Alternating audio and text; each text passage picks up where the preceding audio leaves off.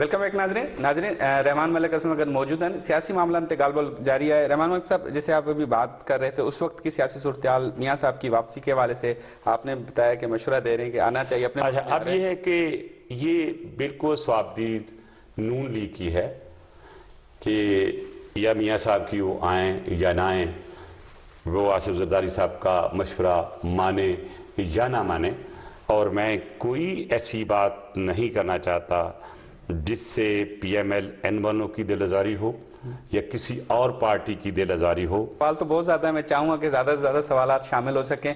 جیسے آپ نے بتایا کہ یہ میاں صاحب کو آنے کے حوالے سے 1.5 لاکھ آپ کے خیال میں کہاں برقرار ہے؟ میاں صاحب کے آنے پہ 1.5 لاکھ برقرار ہے یا زرداری صاحب کے استعفوں والے معاملے پہ 1.5 لاکھ برقرار ہے؟ دیکھیں 1.5 لاکھ جو ہوتا ہے اس کی بھی بڑی قسمیں ہوتی ہیں.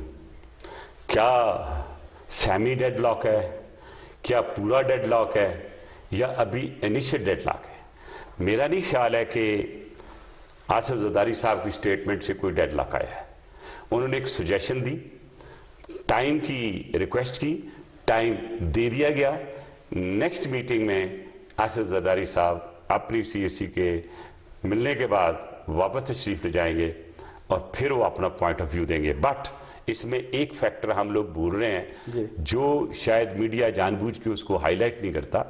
دیکھیں یہ سارا جو وہ سلسلہ وہاں پہ ہوا, بیشتر میں یہ کہوں, میں یہاں پہ چودھری رانا ثناء اللہ صاحب کل وہ ایک انٹرویو دیکھ رہے تھے, میں دیکھ رہا تھا, بڑی سینسیبل باتیں انہوں نے کی پولیٹیکلی, اور انہوں نے کوئی لڑائی جھگڑے والی بات نہیں کی. انہوں نے کہا جی میاں جو انہوں نے ہمیں سجیشن دی ہے آصف علی زرداری صاحب نے, 100 بسم اللہ, ہم اپنی پارٹی میں سوچیں گے, پرکھیں گے اور پھر واپس آئیں گے. It was good and that's what I'm saying کہ دیکھیں پہلے تو آپ جو دو پارٹیوں کا ایک اتحاد ہوا تھا, دوستی ہوئی تھی, کوشش کریں وہ برقرار رہے. اگر وہ نہیں رہتا, بہرحال وقت کے ساتھ ساتھ بہت سی چیزیں اپنا اپنا راستہ لے لیتی ہیں, لیکن اس سے پہلے ایک فیکٹر جو بڑا امپورٹنٹ ہے وہ ہے پی ڈی ایم میں جو ان کے پریزیڈنٹ ہیں مولانا فضل الرحمان صاحب, ان کے ساتھ ایک اچھا خاصا میں سمجھوں گا کہ بیک سٹیپنگ ہوئی کہ ان کے ڈپٹی چیئرمین کا جو کینڈیڈیٹ تھا اس کے 7 ووٹ غائب ہو گئے. وہ 7 ووٹ تو پی ڈی ایم کے ہی تھے نا. سر اپوزیشن لیڈر کی سیٹ بھی پیپلز پارٹی اب واپس لے رہی ہے نا, جو نون لیگ والوں کے ساتھ. ابھی نہیں, اس پہ آ جاتے ہیں, پہلے اس کی بات کر لیتے ہیں. اب بیچارے حیدری صاحب بالکل تیار تھے کہ مجھے ووٹ مل جائے گا, لیکن 7 لوگوں نے جنہوں نے دھوکہ دیا, سزا تو ہونی چاہیے, آئیڈینٹیفائی بھی ہونی چاہیے. آئیڈینٹیفائی بھی ہو سکتے ہیں, کوئی ایسی بات نہیں ہے. اگر سنسیئرٹی کے ساتھ پی ڈی ایم ایک اپنی ہی پی ڈی ایم سے ایک انویسٹیگیٹرز کی ٹیم بنا لیں, ان کو رزلٹ مل سکتا ہے, کوئی ایسی بات نہیں ہے. کیونکہ میں اس لیے کہہ رہا ہوں کہ وہ آئیڈینٹیفائی ہو جائیں, یہ نہیں میں ان کے خلاف ہوں, مجھے نہیں پتا کون ہے. اگر مجھے پتا بھی ہے تو میں نہیں بتاؤں گا. یہ تو بتا سکتے ہیں کہ کس پارٹی سے. میں یہ نہیں کہوں گا, تھوڑا تھوڑا مجھے اشارے مجھے ملے ہیں, تھوڑے تھوڑے اشارے ملے ہیں, لیکن اس وقت پارٹی سے نہیں ہے. اس وقت نہیں, میں کہہ رہا ہوں مجھے تھوڑے تھوڑے اشارے ملے. میں کوئی بات نہیں کرتا ہوں, اگر میں اس طرف کہتا ہوں تو آٹومیٹیکلی 2 میں یا 3 ہے تو ادھر چلا جائے گا. میرے منہ میں کوئی ایسی نہیں بات, لیکن مجھے تھوڑے اشارے ہیں, لیکن میں بتاؤں گا نہیں ابھی. نمبر 1. نمبر 2, یہ اگر نہ ہوا تو سر ایک چیز آپ دیکھ لیجیے گا کہ یہ جو اس وقت کے حالات ہیں یہ آنے والے وقت میں بہت زیادہ اثر انداز کریں گے. وہ اس لیے کہ اگر کل کو ووٹ آف نو کانفیڈنس آتا ہے تو پھر 7 کی بجائے 20 ادھر چلے گے تو کیا کریں گے آپ؟ اچھا, اعتماد والی جو عدم اعتماد والی صدیق سنجرانی کے خلاف جو تحریک چلی تھی اس میں وہ 10 ووٹ غائب ہو گئے تھے, ابھی بھی 7 ووٹ غائب ہو گئے. میرا خیال ہے اس وقت کاروائی ہو جاتی تو اچھا نہیں تھا. اگر اس وقت پاکستان پیپلز پارٹی کے اندر سے بڑے زور شور سے کہا گیا کہ انویسٹیگیشن ہونی چاہیے, ہم ساری پارٹی سے ہماری پارٹی نے استعفے دے دیا, ہم نے بخوشی دے دیے اس خیال سے کہ شاید کو پکڑا جائے تو سب کلیئر ہو گئے, لیکن کلیئر نہ ہو سکے. وہ ایک داغ سینٹ پہ ہے اور اس دور کا داغ رہے گا. اچھا, یہ صرف صادق سنجرانی کے وقت کیوں ہوتا ہے یہ معاملہ؟ یہ سمجھ سے بالغ کرے. بات سنیں کہ دیکھیں ایک چیز, دیکھیں سیاست بڑی ظالم ہے, اور سیاست میں کوئی دوست دشمن نہیں ہوتا. یہی سنجرانی صاحب کو انہوں نے بنایا تھا, ہم نے وہاں پہ حکومت کے ساتھ جو ہوا وہ بھی آپ کے سامنے ہے.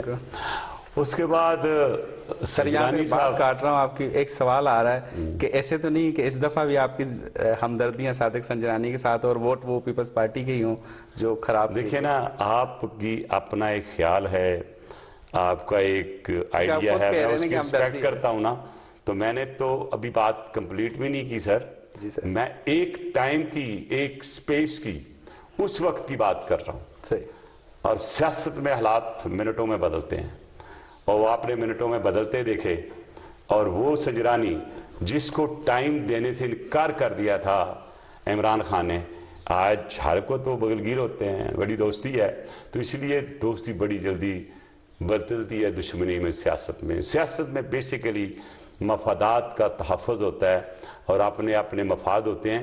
میں یہ سمجھتا ہوں کہ جو کچھ بھی ہوا، ٹرسٹ می، یہ پاکستان کے لیے، پاکستان کی سیاست کے لیے اچھا نہیں ہے۔ بہت سے لوگ کل تبصرے کر رہے تھے کہ پی ڈی ایم ٹوٹ گئی، میں نے کہا پی ڈی ایم زرداری صاحب کی وجہ سے نہیں ٹوٹی یا ٹوٹے گی۔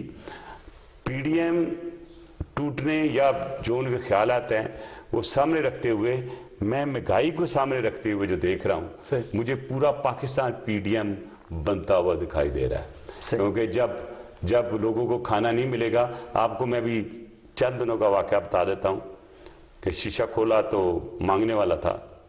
He spoke first class Oxford English اچھا، that I am jobless now and trust me, my children do not have food and I want you to help me. I want you to help me. If you don't trust, come to my house. کہ اگر اب ہم ایک غریب جو ہاری type ہوتے تھے، گاؤں سے آتے تھے، وہ مانگتے تھے تو چلو کوئی نہیں، لیکن اگر پڑھے لکھے گریجویٹ اور پوسٹ گریجویٹ بھی بھیک کے لیے اپنا ہاتھ کریں گے تو اس کا ہاتھ کا مطلب یہ ہے کہ پاکستان کے لیے برے حالات ہیں۔ میں یہ سوال کر رہا ہوں حکومت سے، بڑا معصوم سا سوال، کہ جب آپ اسٹیٹ بینک کو اٹانومس کر رہے ہو، آپ کا روپیہ سلائیڈ کر کے 160 تک چلا گیا ہے، آپ کلیم کر رہے ہو کہ ہم مہنگائی ختم کریں گے، آپ کی جو انفلیشن ہے وہ اوپر چلی گئی ہے 2 فگر سے بھی، اور اس کے بعد گروتھ ریٹ آپ کا نیچے چلا گیا ہے۔ آج کی فگر جو دیکھی جا رہی ہے اس میں ایکسپورٹ جو ہے وہ کم ہو گئی ہے، امپورٹ بڑھ گئی ہے، آپ کا پھر ڈالر خرچ ہوگا۔ اب اس کی جو ریمیٹنس آ رہی ہیں، جو میں وارن کروں گا کہ جو لوگ تاجر حضرات ہمارے ایکسپورٹ کر رہے ہیں، ان کی جو باہر سے ٹی ٹیز آ رہی ہیں، جو ٹیلی گرافک ٹرانسفر ہوتے ہیں، وہ اسٹیٹ بینک واپس بھیج رہا ہے بجائے انویسٹیگیٹ کرنے کے۔ ان حالات میں اپوزیشن کو حکومت ملے گی، وہ حالات سنبھال لے گی؟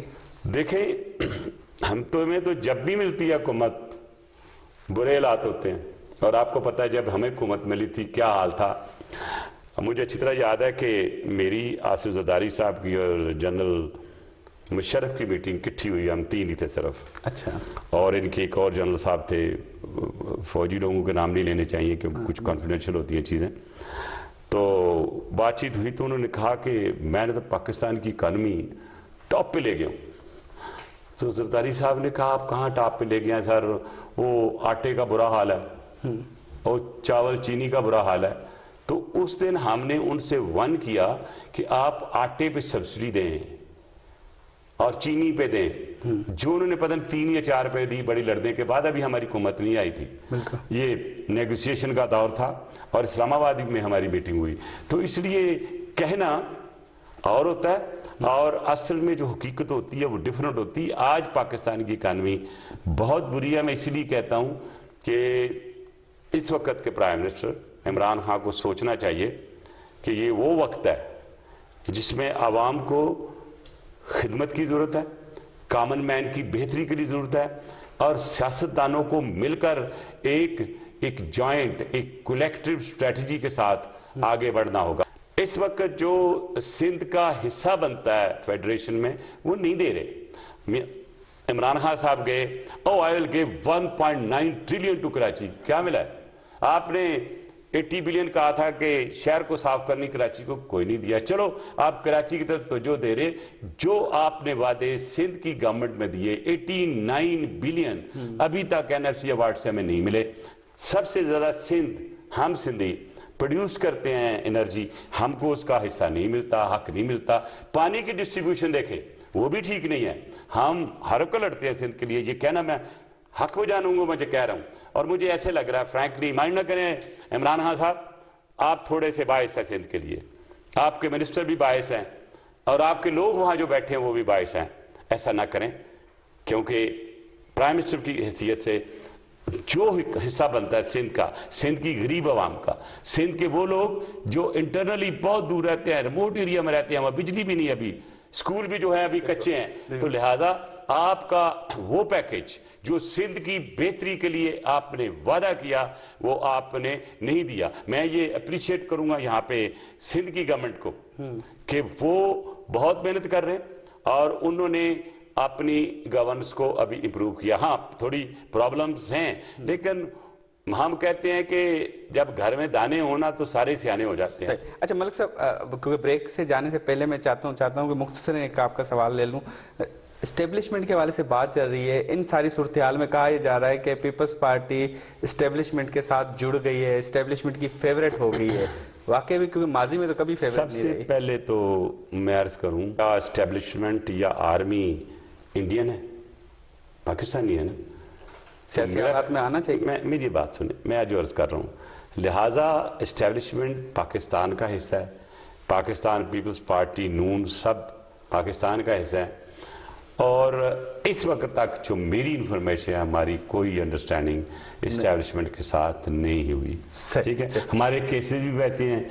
हमारे साईं खुर्शीद शाह अभी तक जेल में पड़े हुए हैं, आप इंतजार कर रहे हैं 2 महीने होंगे तो हम बेल के लिए अप्लाई करेंगे। सर, तो बातें करनी बड़ी होती हैं, लेकिन आज मुझसे कुछ वो बातें दूसरी पार्टियों को तलक ना कराएं कि वो कौन कौन लोग किसके थ्रू किस किस को मिलते हैं। मुझे वो वक्त भी याद है जब हमारी हुकूमत थी, रात के अंधेरे में कौन किसको मिला और क्या डिसाइड हो, उसकी तफसील भी हमारे पास है। नाज़रीन, वटना सी ब्रेक